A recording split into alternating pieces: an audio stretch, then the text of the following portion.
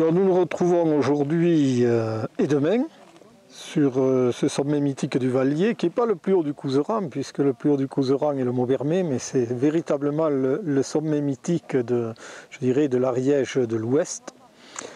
Et donc il y a quelques mois, voire une année maintenant, la croix a été cassée et donc il a été remis un petit peu à l'ordre du jour de remettre cette croix en place. Alors pas à l'identique, c'était une croix en granit. On la verra demain, vous verrez, elle est quand même assez grande. L'idée vient surtout de Michel Sébastien, qui est mon prédécesseur en tant que président des Amis du Parc naturel régional des Pyrénées ariégeoises. Je m'appelle Michel Sébastien et nous avons organisé avec un groupe d'amis la remontée de la croix au Vallier parce qu'elle avait été brisée. On ne va pas savoir pourquoi ni comment, mais l'important, ce n'est pas qu'elle ait été cassée, c'est qu'elle soit remise. Et elle a été remise le 13 juillet. Elle pèse 262 kg.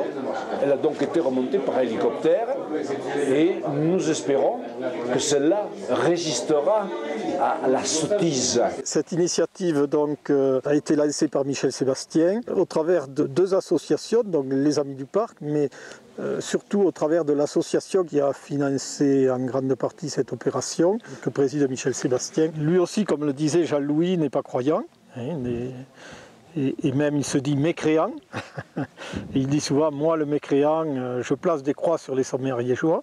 C'est lui qui était aussi à l'origine du placement des croix sur le pic des Trois Seigneurs. Mais je crois que pour lui, c'est une symbolique, c'est un patrimoine. Petit patrimoine certes, hein, ce ne sont pas des chapelles romanes, mais c'est quand même un patrimoine important. Cette manifestation d'aujourd'hui, bon, elle est symboliquement, c'est pas une manifestation religieuse, ce qu'il faut savoir. Moi le premier, je suis non-croyant, tout en étant très tolérant. Mais c'est une manifestation qui rassemble croyants et non-croyants autour de symboles, qui sont les symboles que les montagnards qui nous ont précédés dans les siècles précédents ont laissés pour les siècles futurs et les montagnards futurs. Et ça, on ne peut pas tolérer, excusez-moi du terme, mais ça sera, j'espère que vous le passerez, que des abrutis cassent à la masse, parce que la dernière, elle a été cassée à coups de masse. Elle pesait 90 kg, elle était en garnit. Elle a été cassée à coups de masse, il restait un morceau pointu comme ça. Ou les précédentes, celle qui a été mise en 1671 et que j'ai connue moi tout jeune. Donc je ne suis pas né en 1671. Donc les anciens ont préservé ce qu'aujourd'hui des jeunes, je pense que c'est des jeunes, parce que des adultes ça serait grave, jettent dans le vide ou cassent à coups de masse. Donc ce rassemblement ici, c'est pour simplement d'abord démontrer que ça on ne le tolère pas, que chaque fois qu'on en cassera une, on en remettra une, que ce n'est pas un acte religieux, mais que c'est un acte de la mémoire collective, et que dans l'Ariège, plus particulièrement qu'ailleurs, on tient beaucoup à notre mémoire collective. Et demain, il y aura donc deux petites manifestations, là-haut, à 2838 mètres d'altitude. D'une part, il y aura une prise de parole, quelques mots de bienvenue à tous qui vont être là, qui auront voulu être là, qui auront pu, sur le patrimoine montagnard, parce qu'une croix, c'est aussi un patrimoine montagnard, sur la beauté des montagnes, enfin, tout cela, nous en parlerons. Et puis il y aura aussi, bien sûr, c'est évident, une bénédiction par notre ami Jean Faroux, au sommet du Vallier. Voilà, c'est une présentation. L'idée vient de lui, relayée en effet par les Amis du Parc, par le parc lui-même aussi, et par beaucoup d'amis d'autres associations. Vous verrez qu'aujourd'hui et demain, on aura beaucoup de clubs également de la Fédération française qui seront présents. Bien au-delà de la symbolique de la croix aussi, hein, parce que pour eux c'est un rassemblement des montagnards d'Ariège. Donc nous aurons, j'ai vu tout à l'heure des gens des montagnards tarasconnais par exemple, j'ai vu des gens du Couserans, donc on aura des gens de la plaine également qui vont venir.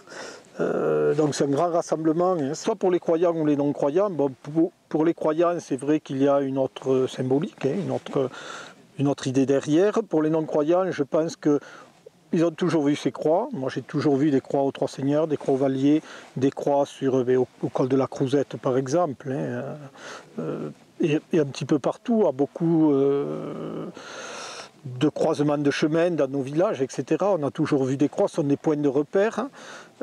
Et pour nous, c'est vrai que depuis l'âge de 5, 6, 7 ans que nous parcourons la montagne, on a toujours vu ces croix. Donc, je crois qu'il est important de les remettre. Je sais qu'on ne se fait pas que des amis en les remettant, hein, parce que nous sommes les amis du parc, mais je crois qu'il faut aller au-delà de la religion, en effet.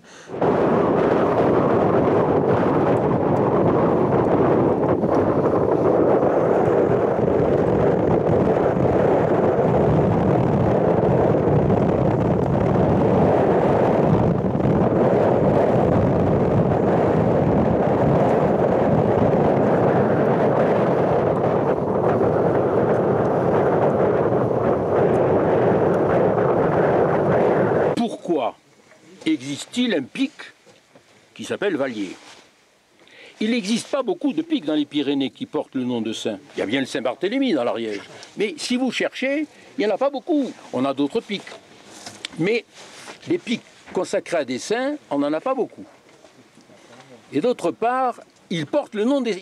Ils portent saint. Si on les regarde tous, Saint-Barthélemy. Et pourquoi il n'y a pas Saint-Vallier? Pourquoi il n'y a pas Saint-Vallier? Pourquoi ce n'est pas le pic de Saint-Vallier? C'est étonnant. Pic de Montvallier. Comme on dit, pic de Montcalm. Reviens à l'histoire des croix, Jean-Louis, pour donner après la parole. Qu'est-ce qu'il y a à l'apéro? C'est toi qui dis ça. Qu'est-ce qu'il y a à l'apéro? Parce qu'à 6h30, il va nous envoyer l'apéro. Je te signale que quand même j'étais à ton école. Hein. Bon, alors les croix. Les croix. Pour que Jeannot fasse le tour, pour qu'il y ait... Alors les croix, il faut séparer la légende Jean-Claude conclura. de l'histoire. Il faut séparer la légende de l'histoire. En sachant que l'histoire, elle est celle que les historiens veulent bien faire. On s'aperçoit sur les 30 dernières années, je parle toujours de la montagne, je ne parle pas d'autre chose, qu'on fait bien l'histoire. On l'a fait en oubliant certains faits, en inventant d'autres. Bon, mais l'histoire, alors la légende dit que Saint-Vallier venant prendre possession de son diocèse, venant du sud, il est passé par le Vallier. Et il aurait laissé 3 croix, une à chacune des pointes du Vallier. Et que ces 3 croix, qui auraient été mises donc au 4e, 5e ou 6e siècle, une de ces 3 croix aurait été encore en place en 1671, quand Bernard de Marmiès, un de ses successeurs, est venu mettre l'autre croix. Ça, c'est la légende. Maintenant, passons à l'histoire.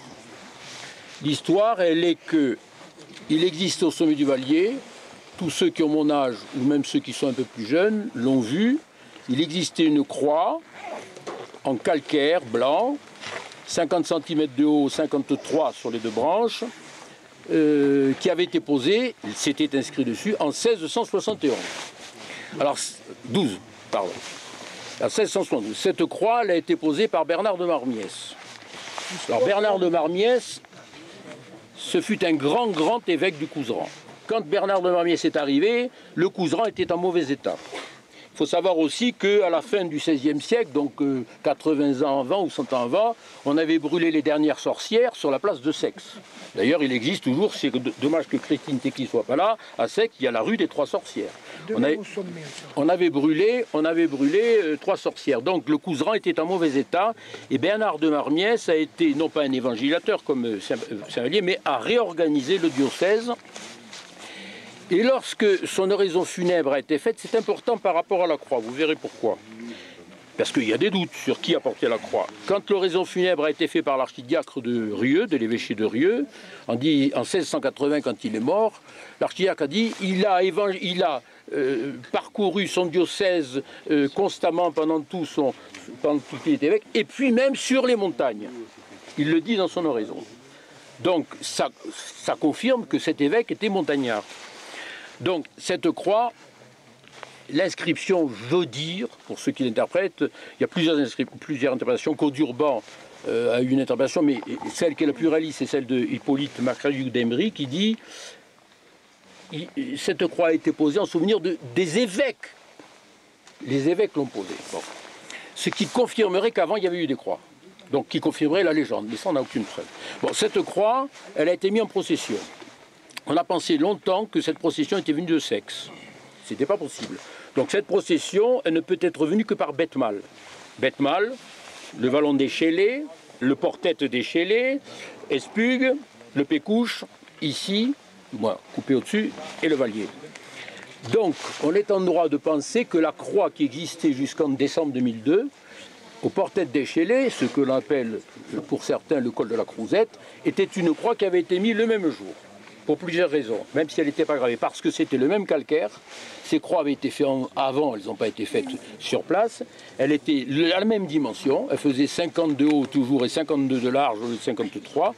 Donc on pense que cette procession est partie de Betmal, a laissé une première croix au portet d'Échelay. Pourquoi au portet d'Échelay? Parce que c'est là qu'on voit le Vallier. C'est la première fois qu'on voit le Vallier. Quand vous partez de Betmal, vous le voyez qu'au col. Et puis qu'elle est montée au sommet. Cette croix, elle est donc restée près de 300 ans, elle est restée. On l'a tous connue. On a tous eu des photos, on est en photo à côté. Moi, à l'âge de 18 ans, je me suis fait photographier à côté de cette croix. Quelque temps plus tard, c'est-à-dire beaucoup plus tard, en 1895, une procession à l'initiative d'un prêtre du diocèse à Pamiers, puisque le diocèse du Couserans n'existait plus, est monté au sommet du Vallier, a posé une croix en fer forgé, que nous avons tous connue aussi. Alors, ces deux croix ont disparu. Celle en fer forgé, elle a dû disparaître vers 1975-76, par là. La croix, malgré ce qui a pu être écrit ailleurs, la croix posée par Bernard de Marmiès a disparu et a été retrouvée en bas du côté du glacier du Vallier. Il manquait une branche. Elle a été remontée en haut. Cette croix, mise par Bernard de Marmiès, a disparu définitivement, sauf un morceau qui est resté, aux alentours des années 82-83. Donc cette croix, qui était le symbole même du Vallier, a été remplacée à l'initiative de la Société des Amis de Saint-Lizier du Couserans. Et là aussi, il faut rendre hommage à Simon Henry, qui n'est plus là aujourd'hui, qui montait souvent ici. Elle a été remplacée en 1987. Elle a été portée, malgré ce que certains ont pu écrire, non pas sur le dos, mais par un hélicoptère. Donc il y a eu cette messe au sommet, à midi, faite par Jean Foroux, avec beaucoup de monde. Il y avait ceux qui avaient été à l'initiative, il y avait mis de Saint-Lizier, un tas de gens, un tas de montagnards. Et cette croix a tenu 24 ans. Elle était en granit, la réplique exacte de la croix en calcaire qu'avait mis Bernard de Marmiès. Et c'était un symbole pour les Couserannais parce qu'elle avait une inscription dessus qui était identique. Il a fallu que des abrutis, parce qu'on ne peut pas parler autrement, des imbéciles, je vais même dire le mot de con, aillent la casser. Et comme elle était solide à coups de masse ou de massette, il a fallu amener donc jusque là, parce que ça ne peut pas se casser avec des pierres, la casser. Et il restait un morceau pointu qui était du socle. Et c'est pour ça que les Amis du Parc Naturel et peut-être l'association des rivières et des sites a décidé de poser cette nouvelle croix que nous allons, pas moi mais Jean Foroux, bénir demain. En espérant que ça sera la dernière, qu'on n'aura pas à remettre d'autres. Allez, Jeannot, sur le placement des croix. Et sur Valérius, surtout. Valère, qui sait? Vas-y, Jeannot. Non, ce qu'il faut savoir, c'est que Vallier, c'est quand même le premier évêque de Couserans. Dans la liste des évêques de Couserans, il y en a 75 évêques de Couserans. Le diocèse de Couserans a eu beaucoup plus d'évêques que le diocèse de Pamiers, qui n'en a que 51 avec celui qu'il y a maintenant, et 35 celui de Mirepoix. Donc c'est le diocèse le plus ancien. Et le premier évêque, c'est Vallier, et le second, c'est Lizier. Et dans la liste, tu as parlé de Bernard de Marmiès, bien sûr. Alors moi, j'ai cette hypothèse, c'est qu'à l'époque, il faut savoir que les gens, la montagne faisait peur. Et bon, on y allait quand même, mais c'était un peu le lieu du danger, que ce soit par les animaux sauvages, peut-être qu'ils pouvaient y être, mais aussi par des esprits maléfiques. Il faut se souvenir que dans beaucoup d'endroits, on n'osait pas y aller parce qu'on pensait qu'il y avait le diable, vous voyez. Donc, moi je pense que, comme dans ces vallées, la vie était très difficile, et que justement l'évêque dont tu as parlé, de Marmiès, avait le souci des gens, il a voulu mettre son diocèse sous la protection de Vallier.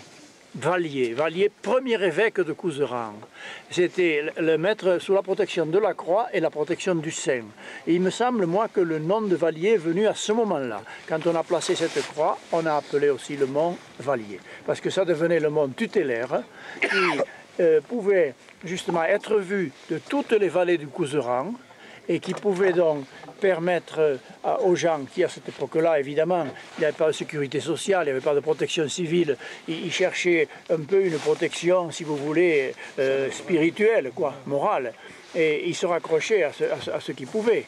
Bon, c'était respectueux, on doit le respecter, mais je pense qu'à ce moment-là, ça s'est joué à ce moment-là, cette histoire-là de donner le nom de Vallier.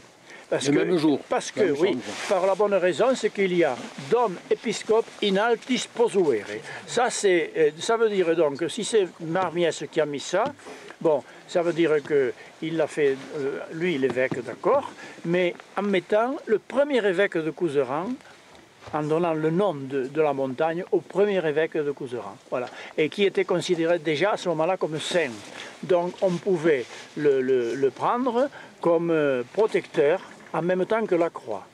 Voilà, moi c'est mon explication, ça. Hein, voilà.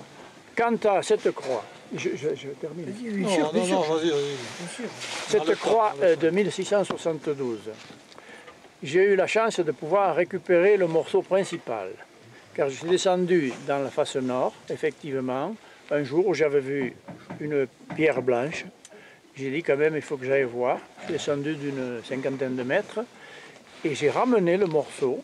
Je l'ai chez moi et j'attends qu'on le place à Saint-Lizier. Parce que quand on éclaire en lumière rasante, il y a toute l'inscription. Je l'ai porté dans le sac parce que c'est assez lourd. Donc voilà, la petite anecdote concernant, si vous voulez, cette croix de 1672. L'anecdote de Pierrot, il monte une croix, il la planque, il ne la trouve pas, vas-y Pierrot, et puis qu'est-ce que t'en fais? Vas-y Pierrot, écoutez Pierrot. La croix en fer. Est-ce qu'il a été monté par les antiques? Moins d'éloquence que Jean-Louis. Attaque que Stéphane, j'ai Stéphane aux fesses. Oui, bon, alors, voilà. Donc, comme on l'a dit, il y avait une croix en fer forgée et une croix en calcaire à la fin des années 60. Ces croix ont disparu, ont été abîmées. Alors, apprenant ça, mon père, qui était très croyant et bricoleur, a fait une croix métallique, simple. Et comme il ne pouvait pas monter au Vallier, c'est moi qui l'ai monté, et c'était en 81, 5 juillet 81. Alors j'ai caché cette croix sur la crête en haut de la face nord. Écoutez bien. Voilà. Pendant l'été, j'ai monté le sable. Et le 4 novembre, j'ai monté le ciment. Le sable et l'eau pendant l'été. Et le 4 novembre, je suis arrivé avec le ciment. Bon, alors là, j'ai eu deux mauvaises surprises. D'abord, je n'ai pas pu retrouver la croix que j'avais cachée. Et le jerrycan d'eau, c'était un bloc de glace. Bon. Apprenant ça, mon père a refait une croix à l'identique. Je l'ai montée, c'était le 16 juillet 82. Ensuite, j'ai monté le ciment en septembre, le 3 septembre. J'ai scellé cette croix. Mais le jour où j'ai apporté cette croix, j'ai retrouvé l'autre. Donc elle est restée au sommet, comme ça, pendant 18 ans. 18 ans après, Michel Sébastien, il va arriver. Qui va arriver, m'a appelé à propos des trois seigneurs. Il a dit, il y a une croix qui a été vandalisée, il faut en mettre une. Bon. Alors je dis, bon, ben, il y en a une au Vallier. Donc, j'ai descendu la croix du Vallier, je l'ai montée aux trois seigneurs. Donc on l'a inauguré, c'était en 99, si je me souviens bien. Voilà, donc il y a eu la croix de mon père, qui a pris l'air du Vallier, puis qui a été aux trois seigneurs. Malheureusement, elle a été vandalisée elle aussi. Elle a été sciée. Et je pense qu'elle est quelque part en contrebas du sommet, enfin on ne l'a pas retrouvée là non plus. Alors, donc, je finis, j'essaie d'être bref. Mon père étant décédé entre-temps, j'ai fait moi-même une autre croix plus petite qu'on a mise aux trois seigneurs et qui est actuellement, voilà, avec les deux autres. Donc demain, on va remplacer, on va bénir cette croix qui a remplacé la précédente. Je vous signale que la croix du col de la Crozette, c'est-à-dire du portette d'échelé, elle a été volée ou cassée ou disparue en décembre, on s'en est aperçu. Le mois de novembre, elle y était, donc elle a disparu en décembre. Donc il faut que ça ne soit pas n'importe qui, parce qu'il y avait la neige, elle pesait 40 kilos et elle a disparu. Donc ce n'est pas des gamins qui s'amusent à casser les croix. Et donc elle a été remplacée le jour, on a profité de l'hélicoptère, le jour de l'inauguration de la rénovation de la cabane d'Eliette, du col d'Eliette. C'est bon sur la croix, profitez-en tout à l'heure. Je vais donner la parole au gardien qui nous accueille, Stéphane Amiel. Il y a le directeur du parc, il y a le président du conseil scientifique, il y a le président des Amis du parc, il y a d'autres personnalités, il y a des gens convivialement, continuez l'échange. Stéphane, à toi. Rapidement, 2-3 informations. Vu la caliente qu'il fait, on va faire l'apéritif dedans. Pour l'instant, il y a une somme de personnes qui peuvent s'installer pour manger. Dans les salles à manger, il y a une partie à côté où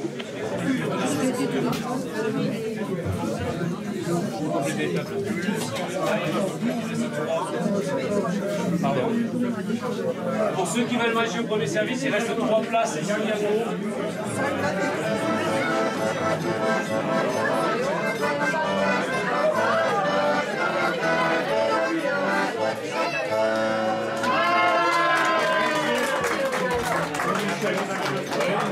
Alors il y a exactement 60 ans que je grimpe dans les Pyrénées.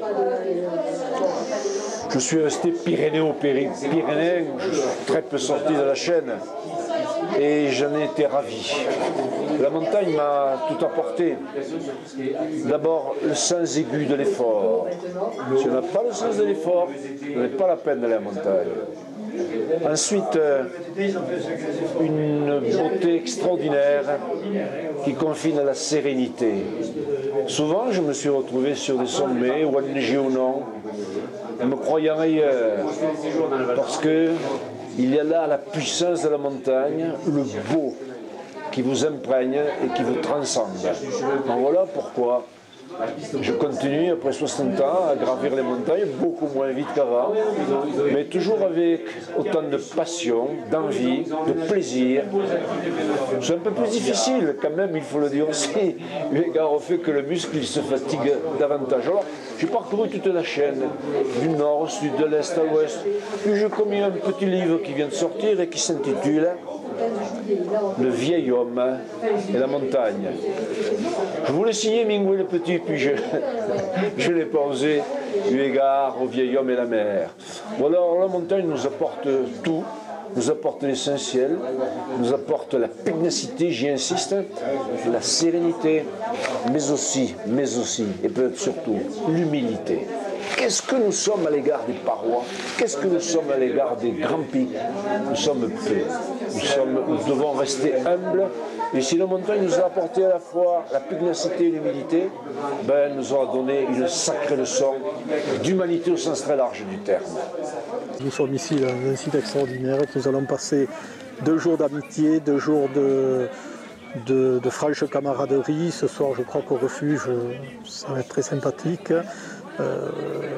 On retrouve les gens du Couserans, les gens de la Basse-Ariège, les gens de l'Haute-Ariège, du Pays de Foix, du Vic de Sceaux qui seront là. Tous les montagnards ariégeois seront là et je crois que c'est, au-delà de la croix, je crois que c'est vraiment ce qui est le plus important. Et si les croix peuvent faire que les montagnards se retrouvent souvent comme ça, eh bien nous mettrons des croix. Et les desserts, ça c'est parti à mot? Ça part. Ok.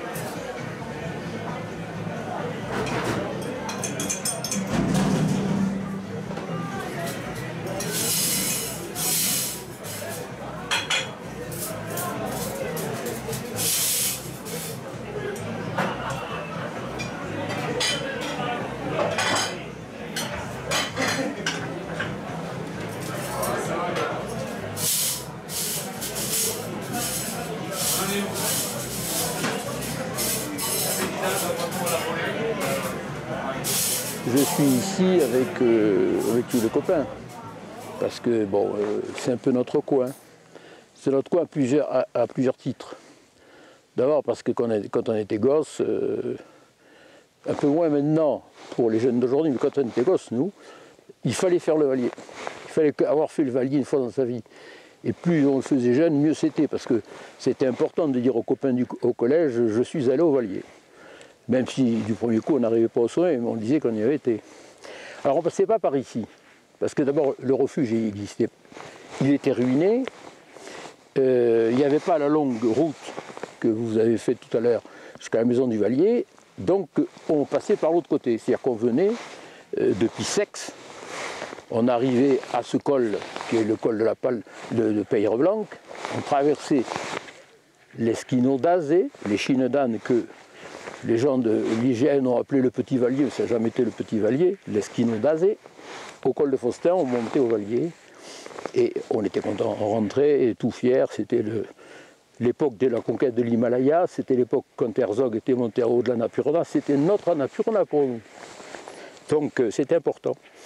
Et puis, on a commencé à s'intéresser, bien entendu, à l'histoire du Vallier.